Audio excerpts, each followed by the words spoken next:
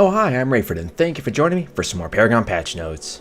Today we got the notes for Paragon patch version 39.3, and I thought we'd dive into these bad boys and see what we're getting besides Revenant, because obviously Revenant, and holy crap Revenant. Have you guys seen this stuff about Revenant?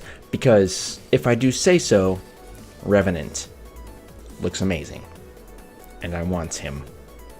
Please. Now. Revenant. Before we dive into this though, just a couple of quick notes. This patch is going to drop on Tuesday, April 25th, and I will have a link to the patch notes in the description box down below if you guys want to click on over to that bad boy and take a look. But without further ado, here we go.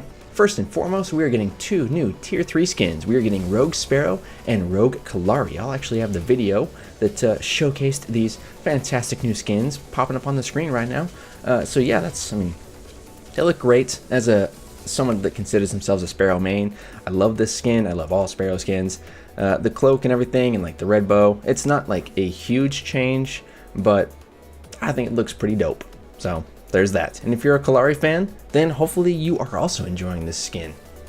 Moving on, we're getting a change to the Prime buff. Yeah, it's getting nerfed almost across the board in terms of like the buffs that it gives you when you activate it. So the health regen that you're going to get is going to be cut in half from 3% to 5%. Mana regeneration is also being cut in half from 3% to 5%. The aura minion health bonus is being reduced from 50% to 25%. The Prime buff duration is being cut by 30 seconds from 150 seconds to 120 seconds. That's 2 minutes. You have 2 minutes to make a push here. And then also they're removing Death Touch from minions, so no longer will ranged minions just one shot any enemy minions. They're gonna just do normal amounts of damage. They're also looking at reducing the respawn delay per hero level from 5.8 seconds to 5.2 seconds. So basically at max level, that was a max of 90 seconds to respawn. It's now 81 seconds. It's not like tremendous, but it is going to be noticeable. Hopefully, like if your team is like, if it's late game and everybody's at like max level and everything, you're going to see that kind of respawn timer kind of come into effect here. There's now a minimum duration added to the move speed penalty when attacking. So for a ranged hero, it's 0.7 seconds. For melee heroes, if they hit an ability, it's 0.6 seconds, and if they miss an ability, or an attack really, it's 0.22 seconds. So really what some players were doing was they were using sort of a bunny hopping technique, like hop and then attack in midair, and then when they land, because they were in air when they actually activated this like their attack, it didn't activate the movement speed penalty, so that's going to be sort of removed and adjusted and everything. Hopefully this means that like if you jump and you attack, then you're going to get slowed regardless. So GG. Moving on to heroes, Gadget is getting a small tweak to her Seek and Destroy. Apparently it was doing an extra tick of damage when it was initially cast, so that's being removed. Revenant is now being added into the game, obviously, and he's getting two new skins. Raven Quill skin, which was on the video earlier, and the Chrono Boss skin, which, just judging by the name, because it has the words Chrono and Boss, sounds amazing. And then finally he's also getting an emote, the Hats Off emote, which probably sounds like some kind of hat tip without actually removing the hat. I don't know, we haven't seen it, so I guess when this patch goes live, we'll see what it looks like. The weekly cards are being rotated out, so this week we're going to get Greater Drain, Trader's Touch, and Red Eye Nitro. Man, I love saying Red Eye Nitro. It's just such a cool name for a card. Next up, audio. So back in Legacy, there was slightly different theme music compared to what there is now in Monolith. Now there is actually the option to select from 3 different themes. I don't know, I'm weirdly excited about this. It's such a small thing that makes like such a big difference, and I'm excited to see this see this come into play.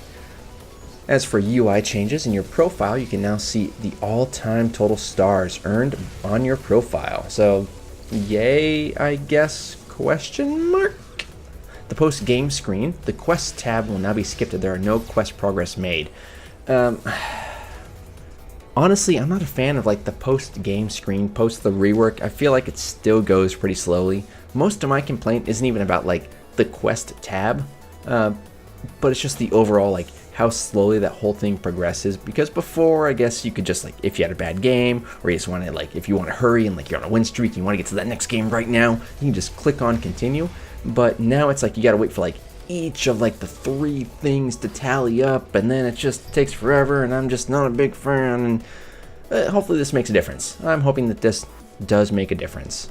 As for general polish and bug fixing, daily rewards and message of the day will now appear after the post-match screen is dismissed. They are fixing a visual-only issue related to the star chest progression bar. It occurred when you collected more than the required star count for diamond chests. I honestly don't know what they're talking about quite here.